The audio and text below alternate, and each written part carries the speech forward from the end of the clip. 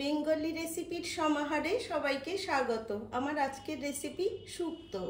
রেসিপিটি বানানোর জন্য আমি এখানে অল্প পরিমাণে একটু বেগুন, কাঁচকলা, উচ্ছে, গাজর, বিনস, অল্প একটু আলু, কিছুটা পরিমাণ সজনের ডাঁটা এইরকম লম্বা লম্বা টুকরো করে কেটে ধুয়ে জল ঝরিয়ে নিয়েছি।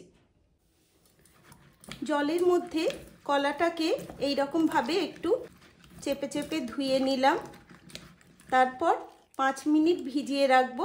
হলুদ জলের মধ্যে কলাটাকে এইরকমভাবে ধুয়ে নিলে কলার আঠাটা চলে যাবে আর ঝোলে কোনো রকম ছানা বা কাটা কাটা ভাব আসবে না। 5 মিনিট ভিজিয়ে রাখবো, তারপর এটাকে ধুয়ে নেব। রান্নার শুরুতে একটা কড়াই বসিয়ে আমি এর মধ্যে 1 টেবিল চামচ পরিমাণ সর্ষের তেল দিয়ে দিলাম। তেলটা হালকা গরম হলে এর মধ্যে আমি অল্প কিছুটা হাতে তৈরি বড়ি দিয়ে দিলাম। শুক্তো রান্নায় একটু বড়ি ব্যবহার করলে টেস্টটা ভালো হয়।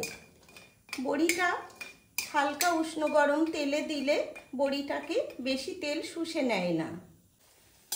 মিডিয়াম ফ্লেমে বড়িটা এরকমভাবে লালচে করে আমি ভেজে নিয়েছি। এখন তুলে নিচ্ছি। বড়ি ভেজে তুলে নেওয়ার পর ওই তেলের মধ্যে আমি উচ্ছেটা দিয়ে দিচ্ছি। মিডিয়াম ফ্লেমে উচ্ছেটাকে লাল লাল করে ভেজে নিতে হবে। 1 থেকে 1.5 মিনিট সময় ধরে উচ্ছেটা আমি ভেজে নিয়েছি। এখন আমি এর মধ্যে দিয়ে দিচ্ছি আলুর টুকরোগুলো। আলুর সঙ্গে উচ্ছেটাকে একসঙ্গে ভেজে নিচ্ছি। 2 মিনিট পর এখানে আমি একে একে দিয়ে দিচ্ছি বিনস, গাজর, বেগুন, সমস্ত সবজি। শুধু ডাঁটাটাকে একটু পরে দেব। সবজিগুলো দেওয়ার পর এখানে অল্প পরিমাণে একটু লবণ দিয়ে দিলাম, দিচ্ছি একটু হলুদ গুঁড়ো।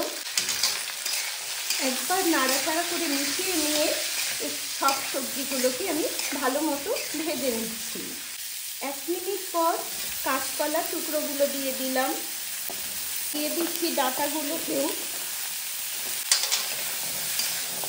সব কিছু একসঙ্গে মিশিয়ে নিয়ে খুব ভালো করে সবজিগুলোকে ভেজে নেব। 5 থেকে 6 মিনিট সময় ধরে সবজিগুলোকে আমি ভেজে নিয়েছি। এবার সবজির মাঝখানটা একটু ফাঁকা করে নিলাম। এই ফাঁকা অংশে আমি 1 টেবিল চামচের মতো একটু সর্ষের তেল দিয়ে দিচ্ছি। তেলের মধ্যে ফোড়নের জন্য দিচ্ছি 2টো তেজপাতা, অল্প পরিমাণে একটু কালো সর্ষে আর দিচ্ছি একটু 5 ফোড়ন। এখন গ্যাসের ফ্লেমটা লো করে রেখেছি যাতে সর্ষেটা ফুটতে না পারে। ফোড়নটা আমার তৈরি হয়ে গেছে।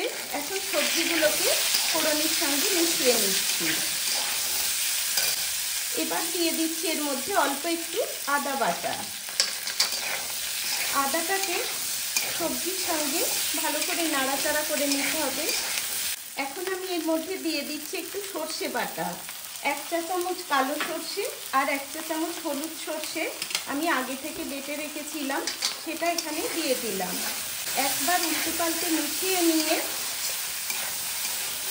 এখন আমি এর মধ্যে জল দিয়ে দিচ্ছি।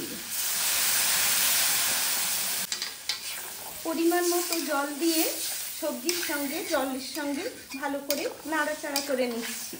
এখন এবার এটাকে আমি রান্না হওয়ার জন্য চাপা দিয়ে দিচ্ছি।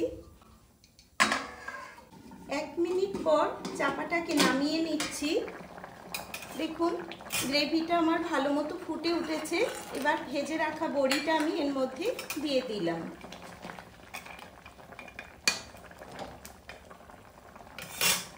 আবার চাপা দিয়ে দিচ্ছি। হাই ফ্লেমে 2 মিনিট ফুটিয়ে নেওয়ার পর চাপাটাকে নামিয়ে নিচ্ছি। এখন আমি এর মধ্যে দিয়ে দিচ্ছি স্বাদ অনুসারে লবণ আর দিচ্ছি 1 চা চামচ পরিমাণ চিনি। গ্যাসের ফ্লেমটা এখন লোতে দিয়ে দিলাম। একবার নাড়াচাড়া করে নুন আর চিনিটা ভালোভাবে মিশিয়ে নিয়ে লো ফ্লেমে এটাকে রান্না হতে দেব। 7 থেকে 8 মিনিট পর চাপাটাকে নামিয়ে নিচ্ছি। একবার একটু উল্টে পাল্টে দিলাম। গ্যাসের ফ্লেমটা এখন লোতে আছে। ফ্লেমটাকে মিডিয়ামে রেখে এখানে আমি দিয়ে দিচ্ছি অল্প একটু লিকুইড দুধ। এবার হাই ফ্লেমে একবার একটু ফুটিয়ে নেব। শুক্তোটা আমার ভালো মতো ফুটে উঠেছে। দেখুন কলা সব কিছুই আমার ভালো মতো সেদ্ধ হয়ে গেছে, তার মানে শুক্তোটা আমার রেডি হয়ে গেছে। এবার গ্যাসের ফ্লেমটাকে বন্ধ করে দিচ্ছি, অল্প একটু ঘি ছড়িয়ে দিচ্ছি। ঘিটাকে একবার নাড়াচাড়া করে মিশিয়ে নিয়ে চাপা দিয়ে রেখে দেব। নামিয়ে নিয়ে 5 মিনিট পর পরিবেশন করব। আমার রেসিপিটি পরিবেশনের জন্য রেডি হয়ে গেছে। এই রকম ভাবে শুক্তো বাড়িতে বানিয়ে খেয়ে দেখুন, ভালো লাগবে আশা করি সবার। ভালো লাগলে লাইক শেয়ার করে পাশে থাকবেন। সবাই ভালো থাকবেন।